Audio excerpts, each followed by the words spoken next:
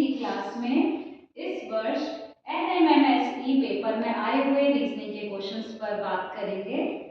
देखिए बच्चों, यहाँ आपके सामने कुछ समीकरण दिए गए हैं। प्रश्न में इस तरह से पूछेंगे कि ये समीकरण गलत हो गए हैं और उनको सही करने के लिए आपको किन दो चिन्हों को आपस में परिवर्तित करना पड़ेगा। तो यहाँ पर आपको 4 विकल्प दिए गए होंगे, इनमें से एक विकल्प आपका सही है, वही हमें ढूंढना है। तो चलिए हम अपना प्रश्न शुरू करते हैं। सबसे पहले हमें प्रश्न दिया गया है 5 + 3 × 8 - 12 डिवाइडेड बाय 4 = 3। तो ये गलत है। इनमें से हम कौन से दो चिन्हों को आपस में इंटरचेंज करें कि हमारा समीकरण सही हो जाए। तो हम इसमें पहले वाले विकल्प से ट्राई करेंगे। नंबर्स लिख लेंगे बच्चों, हम साइन के लिए जगह छोड़ देंगे। 5 3 8 12 4 3 इधर इक्वल टू है, ये तो रहेगा। अब हमें प्लस और माइनस को इंटरचेंज करना है, तो प्लस की जगह हम माइनस लगाएंगे और माइनस की जगह प्लस हो जाएगा। अब हम देखते हैं 5 - 3 8 प्लस। अच्छा, इसको सॉल्व करने के लिए हम कौन सा फॉर्मूला यूज करेंगे? वेरी गुड, बोल्ट्जमान का यूज करेंगे। ब्रैकेट यानी कोष्ठक, ऑफ यानी का, डिवाइड यानी भाग देना, मल्टीप्लाई यानी गुणा, एडिशन यानी जोड़ और एस फॉर सब्ट्रैक्ट यानी घटाना। तो सबसे पहले ब्रैकेट नहीं है हमारे पास, का भी नहीं है, डिवाइड यानी भाग देंगे हम। 12 को 4 से भाग देंगे, 4 3 = 12। तो 5 - 8 3 = 24 + 3 = 3। 5 + 3 8 8 -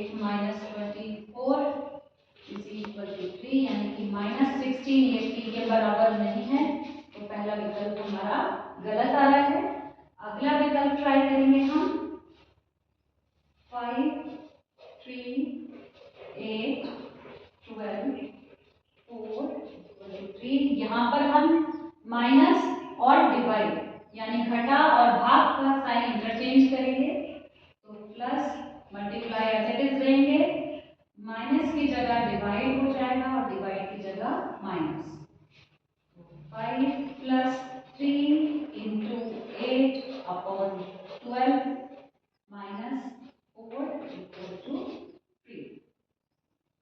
4 से काटेंगे आपको, 4 2 ज़ा 4 3 ज़ा 3 से 3 कट जाएगा, 2 1 ज़ा 2, यानी कि 5 + 2 - 4 = 3। 5 + 2 7 - 4 = 3। 7 में से 4 गए, 3 बचा, तो 3 = 3। ये हमारा सही आ रहा है। तो दूसरा विकल्प हमारा सही है, हम इसको टिक करेंगे और अगले प्रश्न की ओर बढ़ेंगे। अगला प्रश्न है हमारा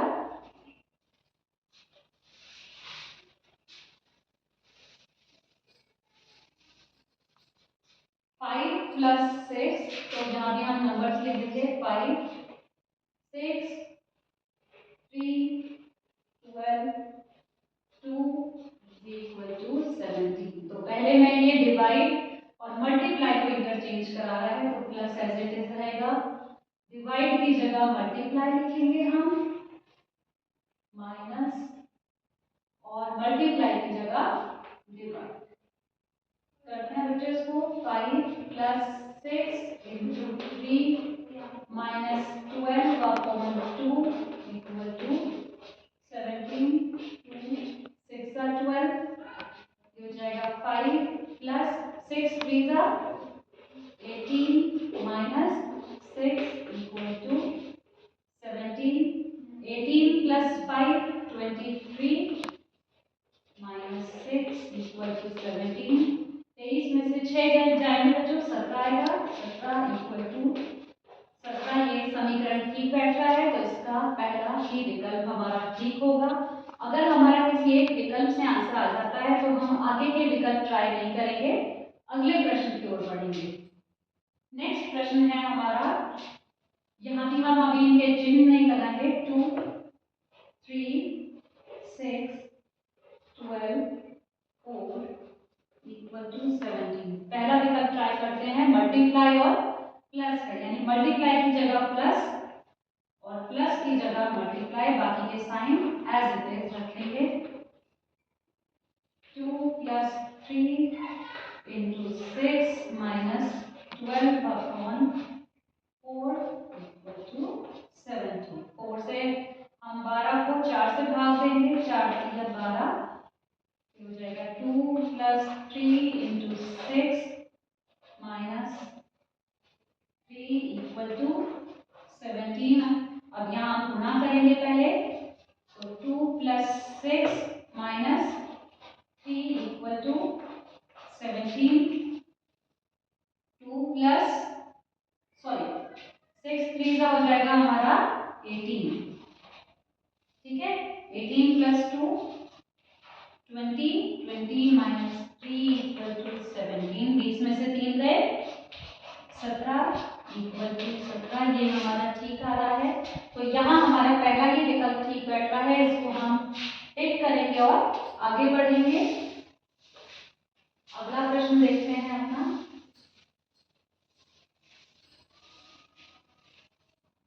16, 8, 4, 5 इक्वल टू 8। पहला है हमारा डिवाइड मल्टीप्लाई, यानी कि मल्टीप्लाई की जगह डिवाइड और डिवाइड की जगह मल्टीप्लाई। बच्चों एक चीज ध्यान दो, इधर यहाँ मल्टीप्लाई की जगह अगर हम भाग का यानी डिवाइड का चिन्ह लगाएंगे तो ये 5/2 में आ जाएगा और 5/2 एक भिन्न बन जाएगा, तो यानी फ्रैक्शन में हमारा आंसर आएगा और यहाँ हमारा आंसर आ रहा है होल नंबर में। तो ये विकल्प हम ट्राई नहीं करते हैं क्योंकि इससे आंसर आने की संभावना नहीं है। अगला देखते हैं माइनस और भाग यानी डिवाइड का। माइनस और भाग ये हम ट्राई करते हैं, चलिए। यानी कि माइनस की जगह भाग और भाग की जगह माइनस, तो 16 डिवाइडेड बाई 8 माइनस आगे के सेम रहेंगे ये प्लस मल्टीप्लाई, तो ये हो जाएगा 16 upon 8 minus 4 plus 5 into 2 equal to 8। 8 to the 16, 2 plus 4 2 minus 4 plus 5 to the 10 is equal to 8। तो हम पहले ऐड कर लेते हैं 2 plus 10 that is 12 minus 4 equal to 8। बाद में से 4 गए क्या आएगा बच्चों 8 इक्वल टू 8। ये हमारा आंसर इधर ठीक आ रहा है, तो हम इस विकल्प को टिक कर देंगे और आगे बढ़ेंगे।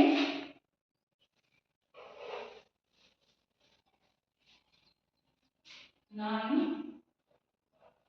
5, 4, 3, 6 इक्वल टू 12। पहला है हमारा प्लस और मल्टीप्लाई, यानी प्लस की जगह मल्टीप्लाई और मल्टीप्लाई की जगह प्लस, तो यहाँ प्लस है उधर मल्टीप्लाई हो जाएगा। डिवाइड एज इट इज रहेगा और मल्टीप्लाई की जगह हमारा प्लस आ जाएगा, ये माइनस, तो ये हो जाएगा 9 into 5/4 plus 3 minus 6 is equal to 12। अब बच्चों यहाँ भी आप ध्यान दोगे तो आप पाओगे यहाँ पर ये फ्रैक्शन में आ रहा है क्योंकि 9 से 4 नहीं कटेगा ना 5 से कट रहा है, तो आंसर हमारा फ्रैक्शन में आएगा यानी भिन्न में आएगा। पर हमारा आंसर किस चीज में आ रहा है होल नंबर में आ रहा है, तो ये हमारा पहला विकल्प ठीक नहीं है, तो हम अगले विकल्प को ट्राई करेंगे। 9, 5, 4, 3, 6 इक्वल टू 12।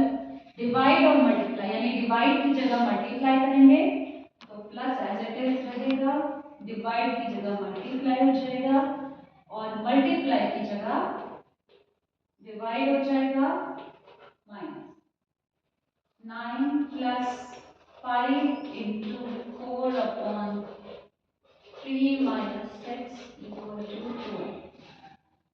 ध्यान दें तो यहाँ भी वही बात आ रही है, यहाँ भी ये जो 3 है हमारा डिनोमिनेटर में ये नहीं कट रहा है, तो आंसर हमारा इधर भी भिन्न में आएगा, पर इधर होल नंबर में है, तो ये ऑप्शन भी ठीक नहीं है। अगला ट्राई करते हैं हम। 9, 5, 4, 3, 6 = 12। यहाँ डिवाइड और माइनस को इंटरचेंज करना है, यानी कि प्लस एज इट इज रहेगा, डिवाइड की जगह माइनस हो जाएगा, ठीक है, मल्टीप्लाई एज इट इज रहेगा और माइनस की जगह डिवाइड हो जाएगा। इसे ट्राई करते हैं अब हम। 9 + 5 - 4 इंटू 3/6 = 12। यहाँ देखें, यहाँ भी ये हमारा डिनोमिनेटर में है, पर ये हमारा कट पाएगा। देखते हैं, 3 1 3 2 2 1 2 2 तो ये हो गया है 9 + 5 - 2 1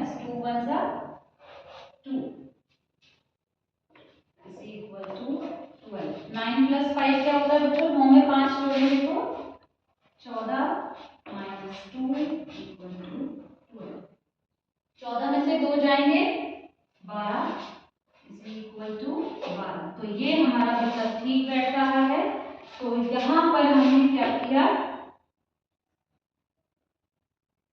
ये हमने थर्ड वाला विकल्प ट्राई करा था।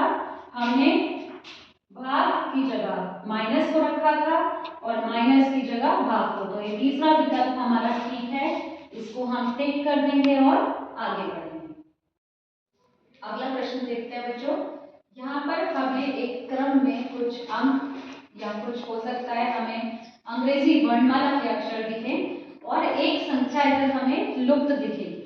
तो यहाँ हमें क्या करना है, हमें दिए गए विकल्पों में से वो सही विकल्प पता करना है जो उस लुप्त संख्या की जगह आएगा। तो यहाँ हमारे पास कुछ अंकों का क्रम है, कुछ अक्षरों का क्रम है और कुछ यहाँ पर मिश्रित है, यानी मिक्स्ड है, जहाँ पर अंक भी हैं और अक्षर भी हैं। तो इस प्रकार के क्वेश्चंस को किस प्रकार हल करेंगे देखते हैं जरा। पहला है हमारा ये 0 6 24 16 120 210 और आगे हमारा है क्वेश्चन मार्क, यानी कि यहाँ पर क्या है। अब बच्चों इस तरह अगर हम इस क्रम को देखें तो हम पता कर सकते हैं कि ये बढ़ते क्रम में है। तो ये क्रम कितना बढ़ रहा है, किस प्रकार बढ़ रहा है, उसको हम निकालेंगे। 0 से 6 तक 6 अंक बढ़ रहे हैं इधर। 6 से 24 का अगर हम देखें इन्हें घटाकर तो हमारा आएगा इधर 18। यहाँ अगर हम 60 में से 24 घटाएंगे कितना आएगा बच्चों? 36। 120 में से 60 को अगर हम घटाएंगे तो इनके बीच में आएगा हमारा 60 और इसी प्रकार 210 में से अगर 120 को हम घटाएंगे तो हमारा आएगा ये 90। तो आगे के क्रम में हम क्या घटाएं जो हमारा अगला अंक आ जाए। अब हम देखेंगे यहाँ भी ये बढ़ते हुए क्रम में है। अभी हमें कोई इधर लॉजिक समझ नहीं आ रहा, तो हम क्या करेंगे, हम इन दोनों का जो है देखेंगे कि कितना इधर डिफरेंस आ रहा है।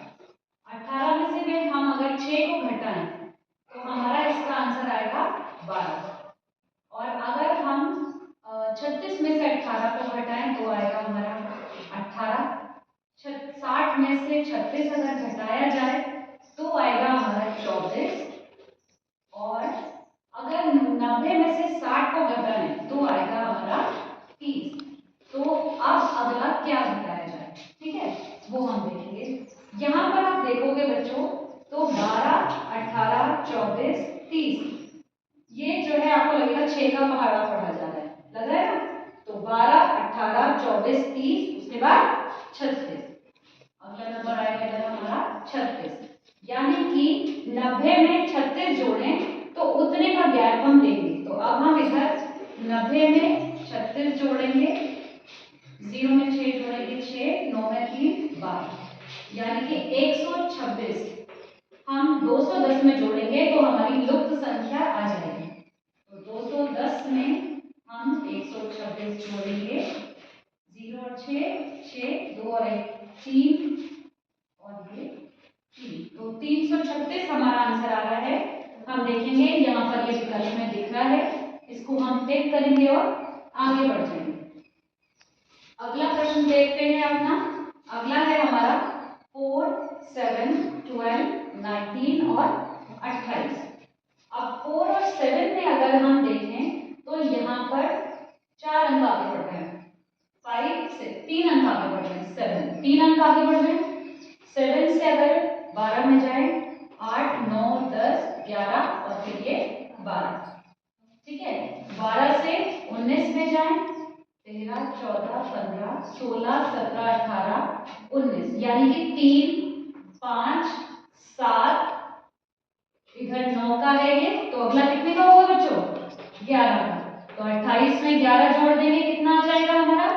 Very good, 39। तो ये हमारा आंसर आ जाएगा। इसको हम ऑप्शंस में देखेंगे, टिक करेंगे और अगले प्रश्न की ओर बढ़ेंगे।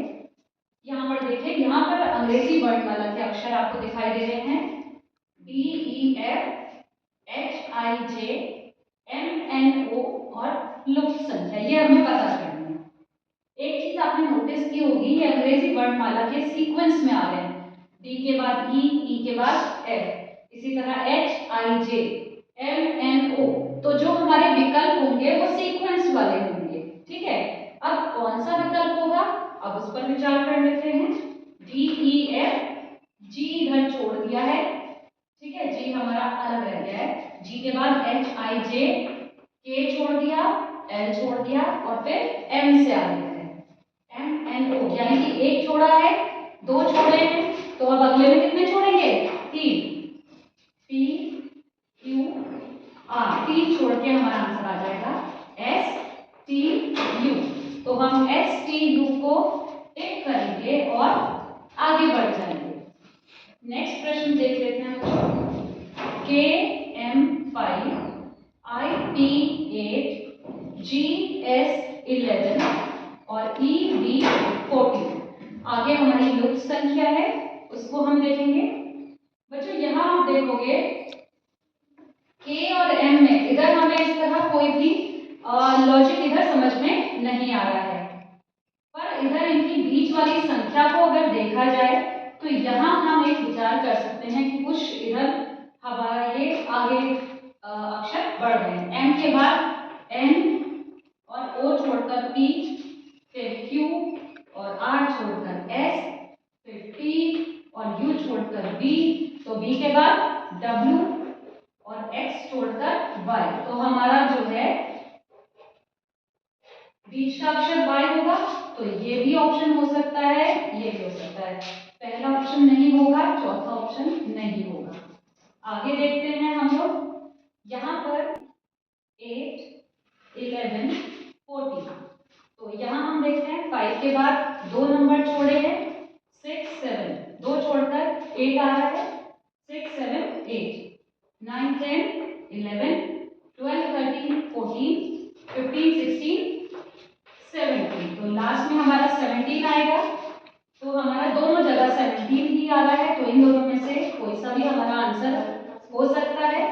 अब हमें पहला आंसर पता करना है, वो डिसाइड करेगा कि इधर क्या होगा। ठीक है बच्चों, यहाँ पर हमारा है ये E। अब ये देखिए, ये हमारा इस क्रम में बढ़ रहा है। ठीक है ना, ये हमारा बाईं ओर को बढ़ रहा है। E के बाद F, G, F छोड़कर G, H छोड़कर I, J छोड़कर K, यानी कि एक छोड़कर इससे पहले वाला। तो E को हम एक छोड़कर पहले वाले पर जाएंगे तो हमारा आ जाएगा C। तो हमारे अकॉर्डिंग हमारा आंसर आ रहा है C/17। तो इसको हम टिक करेंगे और आगे बढ़ जाएंगे। अगला प्रश्न देख लेते हैं बच्चों। 2A 11, 4B 13, 12G 17 और क्वेश्चन मार्क, यानी लुप्त संख्या जो इन विकल्प में से हमें निकालनी है। तो यहाँ पर हमें कॉम्बिनेशन दिखाई दे रहा है, अंक हैं, अक्षर हैं और पुनः अंक हैं। तो हमारा आंसर भी इसी प्रकार होगा। तो पहले हम इस अंक पर बात कर लेते हैं। 2, 4, 12। अब इनमें क्या सीक्वेंस है? 2, 4, 12। ठीक है, 2 को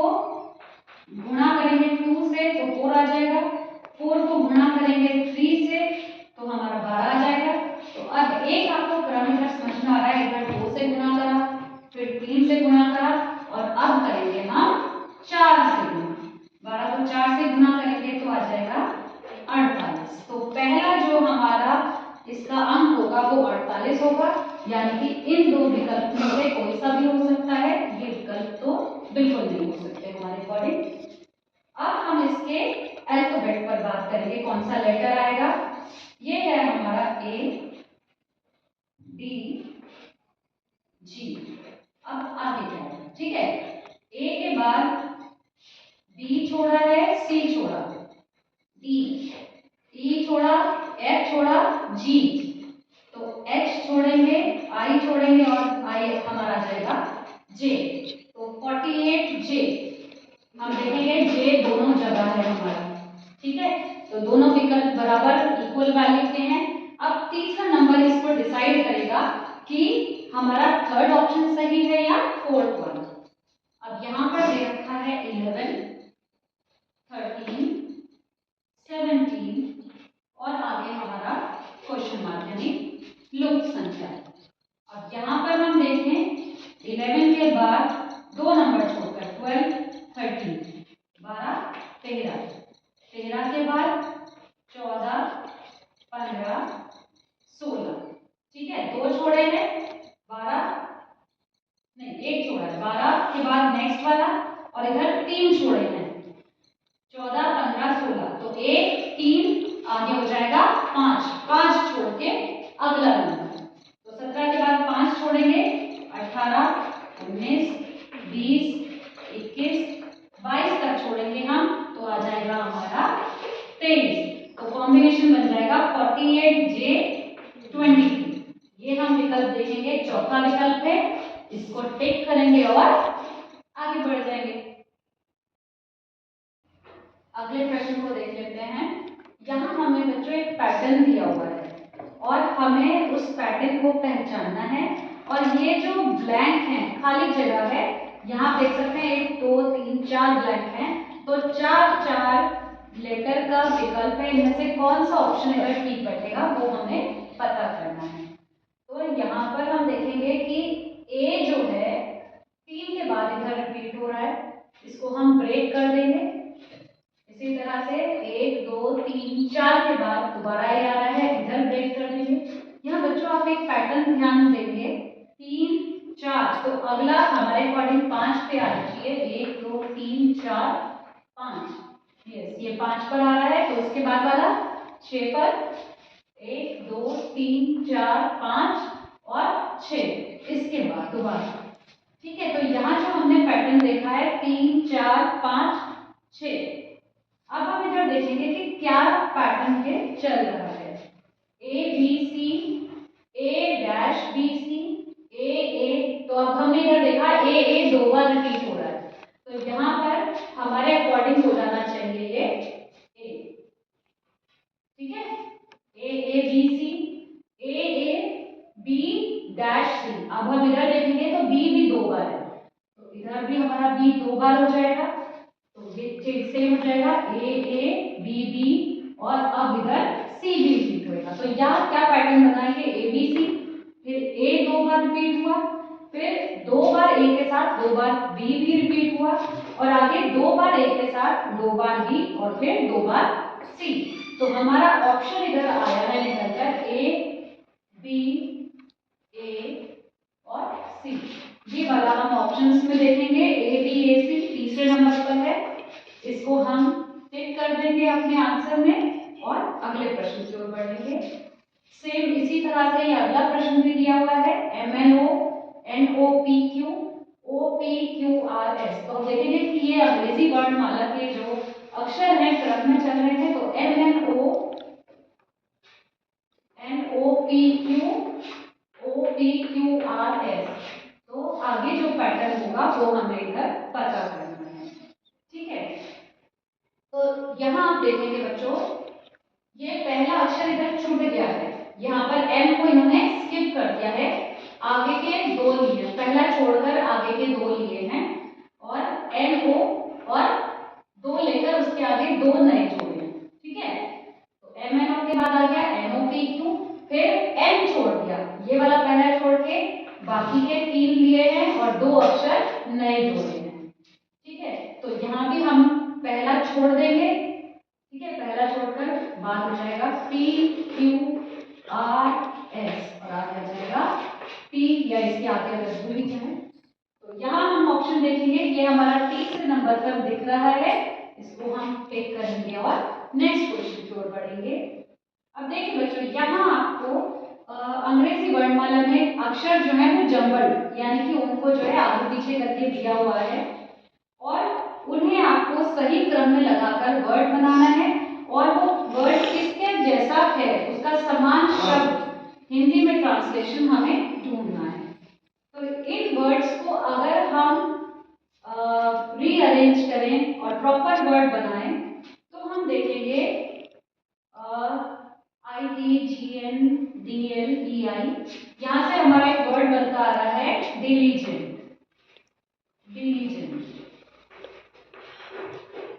डिलीजेंट होता है बच्चों हार्ड वर्किंग यानी जो बहुत मेहनत करता है। तो उसके जैसा मिलता जुलता वर्ड हमें घटिया, ये मेहनती दिख रहा है, बुद्धिमान, कठिन, मेहनती, जल्दी, तो मेहनती हमें दिख रहा है, इसको हम टिक करेंगे और नेक्स्ट प्रश्न देखेंगे।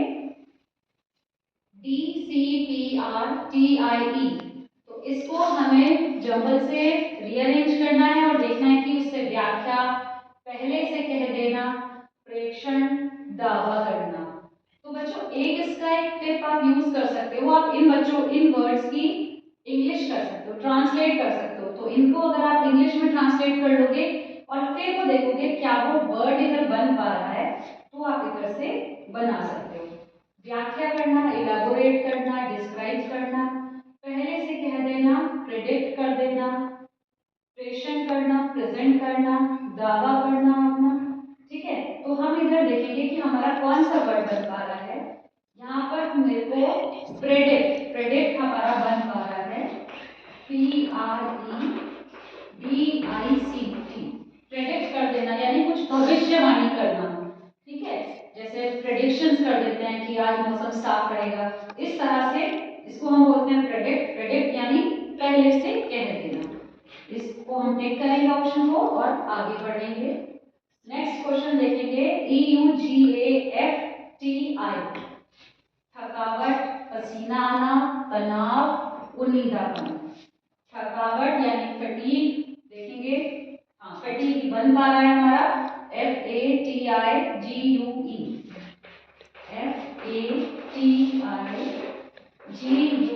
फटीग यानी थकावट वर्ड बन रहा है, इसको हम आगे बढ़ते हैं। नेक्स्ट TRSDITU, टालना, मना करना, रिफ्यूज, तोड़ना, ब्रेक, डिस्टर्ब, जोड़ना, ज्वाइन, कनेक्ट।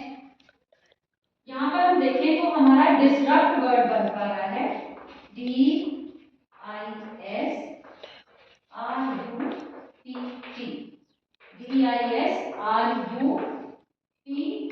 तो ये डिस्टर्ब वर्ड बन पा रहा है। डिस्टर्ब यानी किसी चीज को ब्रेक करना, तोड़ना।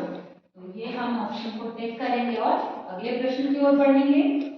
नेक्स्ट है हमारा HNAGSRI, सजाना, डेकोरेट। देखिए यहाँ पर गार्निश बन रहा है, गार्निश वर्ड हो रहा है। हम गार्निश करते हैं, खाना बनाते हैं, उसमें गार्निशिंग करते हैं, धनिया और अच्छी चीजों से सजाते हैं, अपने सैलेड को गार्निश करते हैं, तो वो वर्ड होता है गार्निश, GARNISH, गार्निश यानी डेकोरेट करना, उसको सजाना। तो ये ऑप्शन हम टिक करेंगे और अगले प्रश्न की ओर बढ़ेंगे।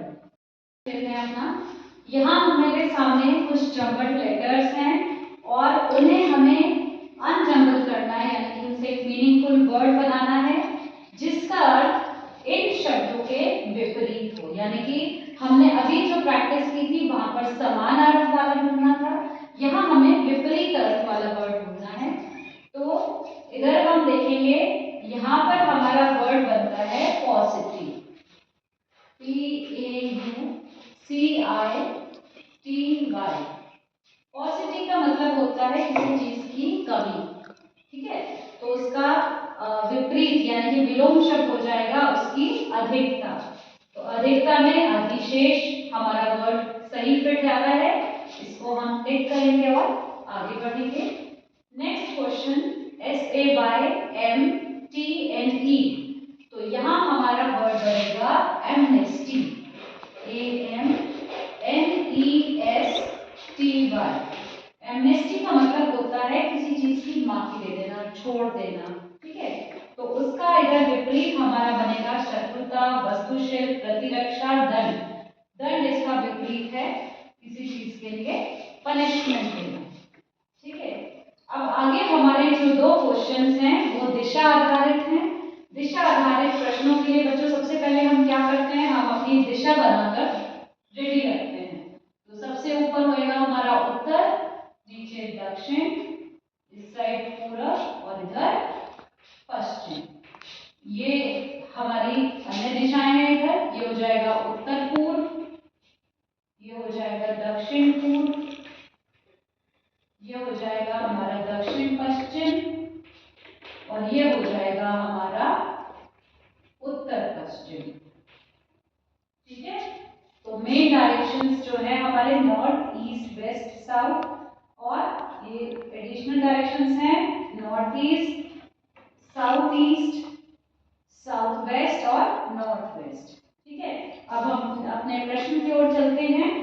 यदि आप, तो इधर हम स्वयं को रखते हैं, यदि आप उत्तर पूरब की ओर मुंह करके, इस साइड फेस कर रखा है, उत्तर पूरब की ओर मुंह करके 10 मीटर आगे बढ़ते हैं, इधर हम आगे चले 10 मीटर, ठीक है।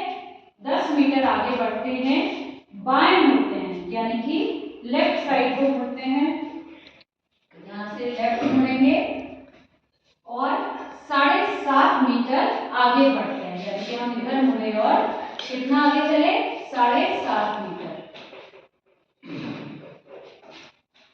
तो आप हैं आपकी प्रारंभिक स्थिति के उत्तर में, प्रारंभिक स्थिति के दक्षिण में, प्रारंभिक स्थिति के पूर्व में, या प्रारंभिक स्थिति से 12 मीटर।